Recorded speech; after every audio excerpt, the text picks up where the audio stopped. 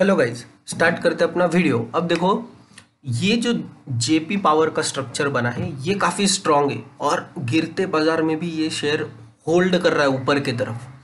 तो मेरे हिसाब से ये एक बड़े से अपवर्ड मूव की जस्ट शुरुआत है।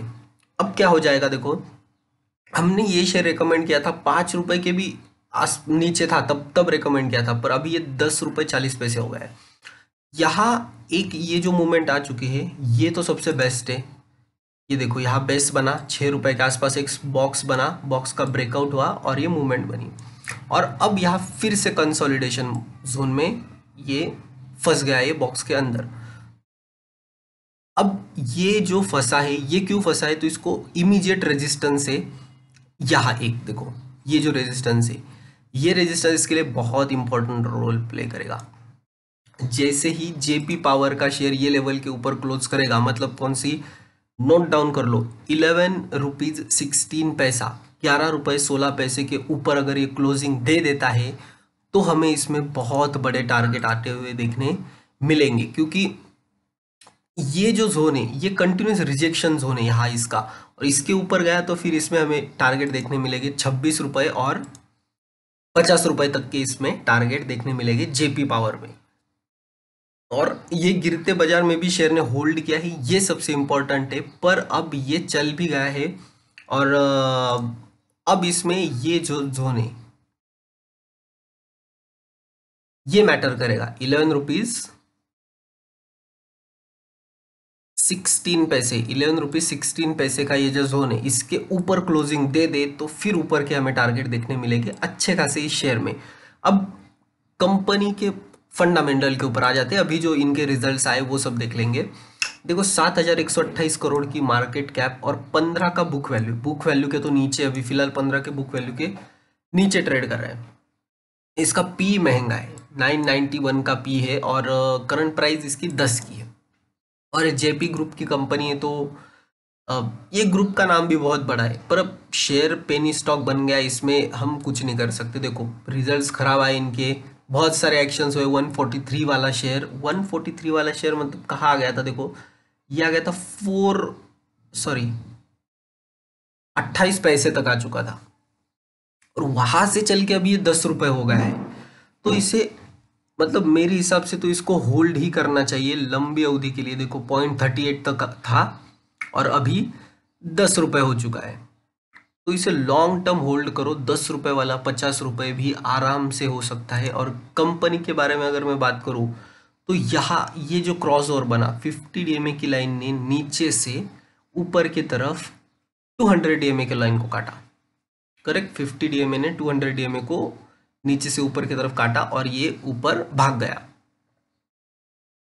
0.68 times it book value trade कर रहा है, मतलब नीचे ट्रेड कर रहा है। पर यहाँ देखो प्रॉब्लम कैसे, प्रमोटर होल्डिंग लो है 24% की, और प्रमोटर के प्लेज शेयर है 24% में भी उन्होंने 79% प्लेज करके रखे। मतलब अगर कंसिडर कर लो 80%, तो प्रमोटर के पास हार्डली मैं बोलूँगा 12 और मतलब 4-5% शेयर ही प्रमोटर के पास अनप्लेस्ड होंगे।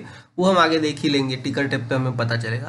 पर यहाँ देखो क्या हुआ है, ऑपरेटिंग प्रॉफिट दिसंबर में 10 करोड़ का था, फिर 227 का आया, और जून क्वार्टर में 521 करोड़ का प्रॉफिट आ गया, ऑपरेटिंग प्रॉफिट। तो ये बहुत जबरदस्त आया,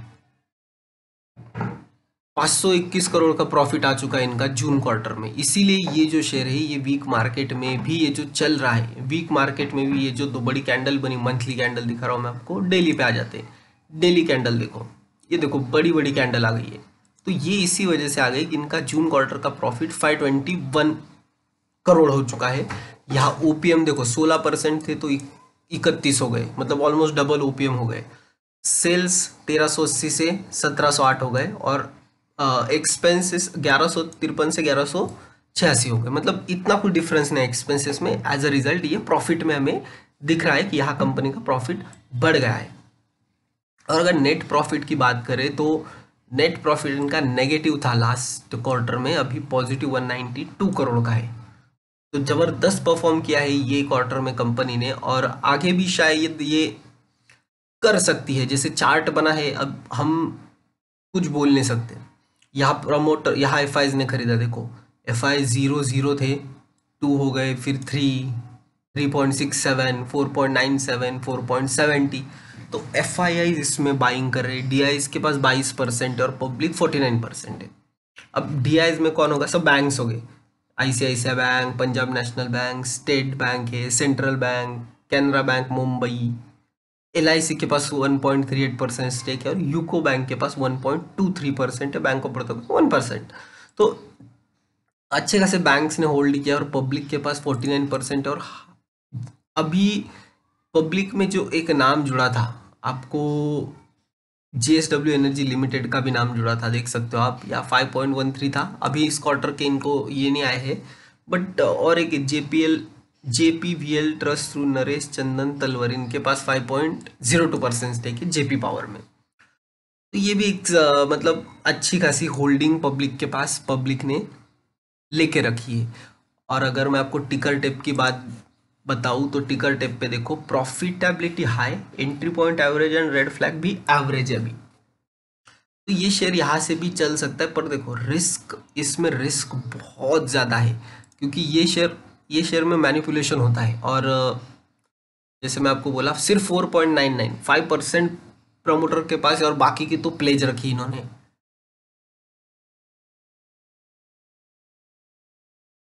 इसमें इंश्योरेंस के पास 1.38, 20.95 बैंक के पास है, एफआई में 4.70, रिटेल 19.23% और अदर पार्टीज 29.74% है।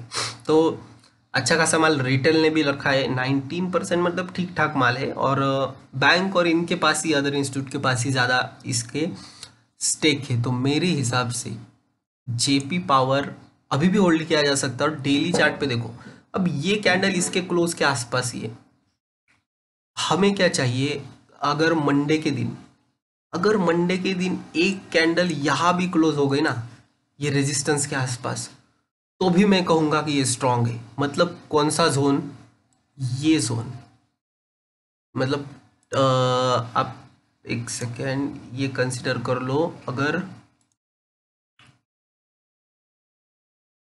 10.40 पे अभी क्लोज है, अगर ये 10.80 पे भी क्लोज हुआ, 10.80 पे भी क्लोज हुआ मंडे के दिन, तो भी ये स्ट्रांग है।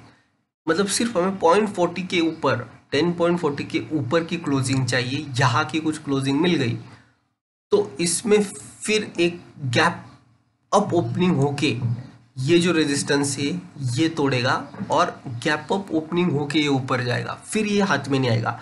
फिर ये शायद अपर सर्किट पे भी रह सकता है पूरा टाइम, फिर ये अपर सर्किट पे रहेगा। और उसका जो नेक्स्ट टारगेट था हमारा 15 रुपये का, वहाँ तक ये आपको लेवल दिखाते हुए मिल सकता है। तो जेपी पावर जिनके भी पास है, उन्होंने ये शेयर होल्ड करना है।